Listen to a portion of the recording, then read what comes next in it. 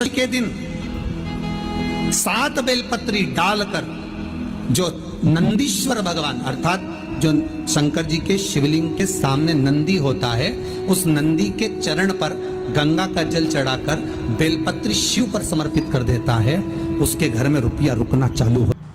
एकादशी के दिन जब आप जल शंकर को चढ़ाने तो रोज ही जाते, जब एकादशी का दिन रहे और शंकर जी के मंदिर में आप जल समर्पित करें तो 3 बार मुख से स्वधा स्वधा स्वधा या स्वधा स्तोत्र का पाठ, जिसमें 12 श्लोक।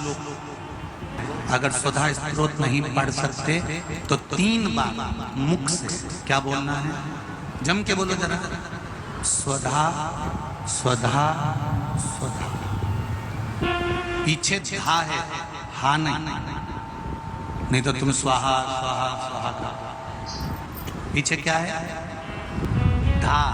धनुषी कौन है, कहां से प्रगटी है?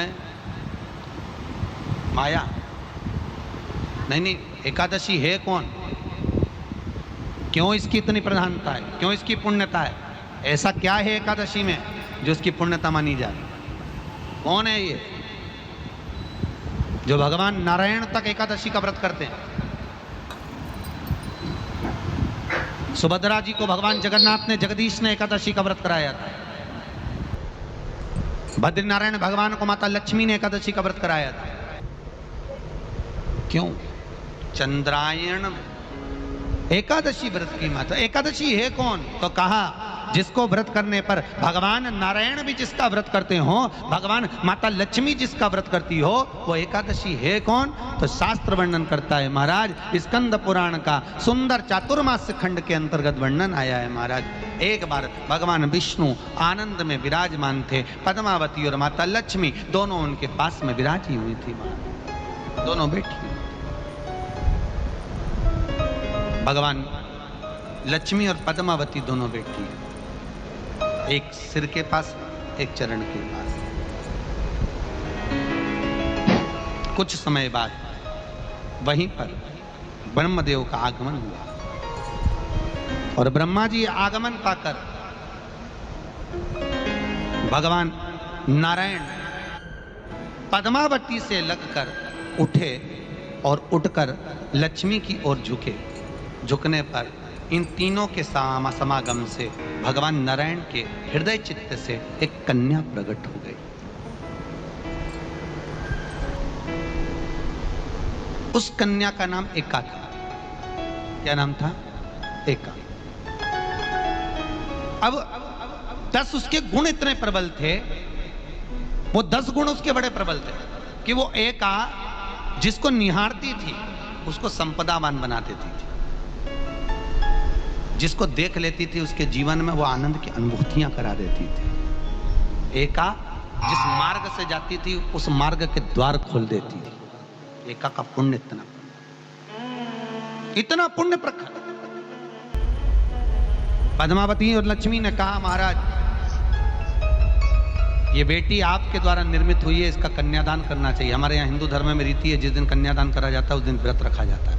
अब आजकल रखते कि नहीं रखते मालूम नहीं, और कन्यादान करते समय व्रत रखा जाता है। व्रत रखना, एका का कन्यादान करना है। भगवान बोले कन्यादान करें, किसको दें? एका किसको दी? एका प्रदान किसको करी जाए, पुण्यता किसको दी जाए?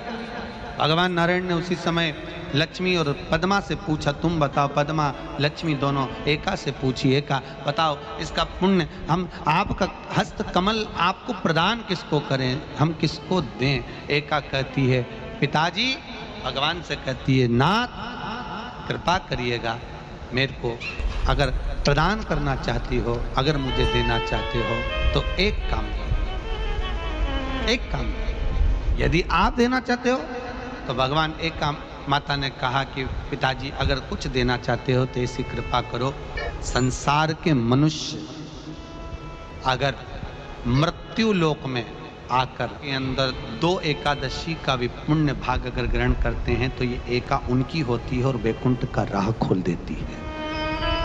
इनके जाने से पहले अगर मैं प्रवेश करती हुई जाऊंगी और इनके मार्ग को सुलभ बनाती हुई जाऊंगी। वो एका 10 गुण के कारण एकादशी।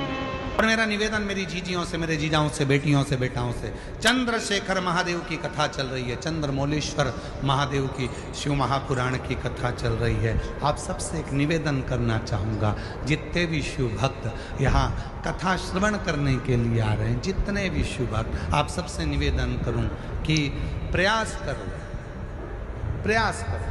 आपके पास में अगर कोई रुमाल है, कोई नेपकिन है, कोई कुछ बैग है, पर्स है, उसमें एक चावल का दाना कथा के पूरे 7 दिन रखो और प्रैक्टिकल करके देखो। जब 7वां दिन हो, उस चावल के दाने को किसी भी शंकर के शिवलिंग पर समर्पित कर कर बाबा से अपने मन की बात कहकर देखो। चंद्रशेखर की कथा तुम्हें रोग से मुक्त कर देगी, तकलीफों से दूर कर। और ये नियम आज का नहीं है, ये नियम पहले का है। हमारे यहाँ पर सत्यनारायण की कथा होती थी तो पंडित जी सबके हाथ में थोड़ा थोड़ा फूल देकर, चावल देकर बिठा देते थे। बोलो बोलो, तुम्हारे इधर होता है कि नहीं होता है ऐसा?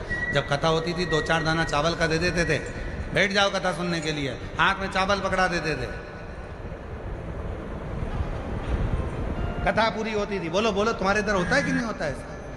जब कथा होती थी सत्यनारायण जी की, भगवान की कोई कथा होती थी, या माताएं अपनी कथा पढ़ती है, कोई तीज की कथा, चतुर्थी की कथा, पंचमी की कथा, चतुर्थी की कथा, कोई कथा पढ़ती है तो हाथ में 2-4 दाने चावल के लेके बैठ जाती हैं, कथा सुनती हैं, फिर वो भगवान को समर्पित कर दी। ये आज का नियम नहीं, पुराना नियम है। किसी से पूछना कि चावल के दाने हाथ में लेकर कथा श्रवण करने का क्या फल होता है?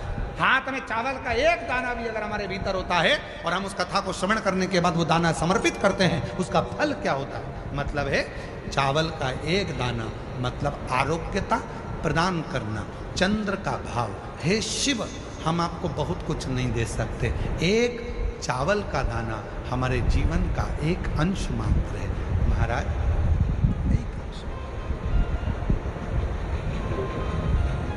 हे शिव, हे करुणा सागर, ये आपको समर्पित, ये अंश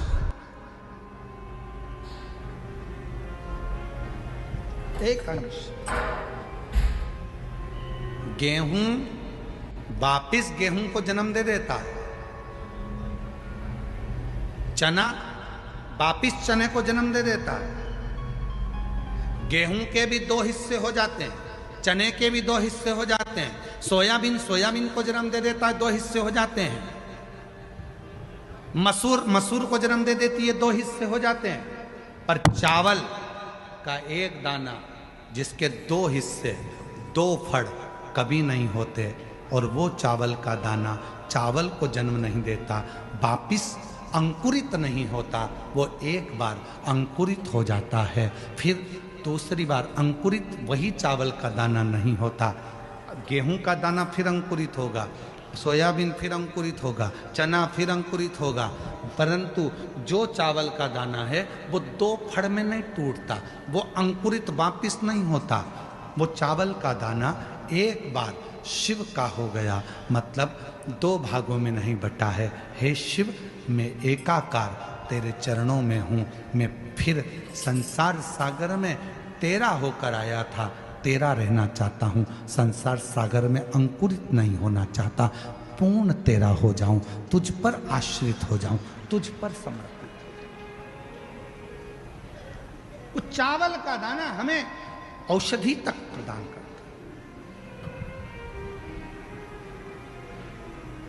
सबसे पहला अन्न है चावल, अक्षत, सबसे पहला।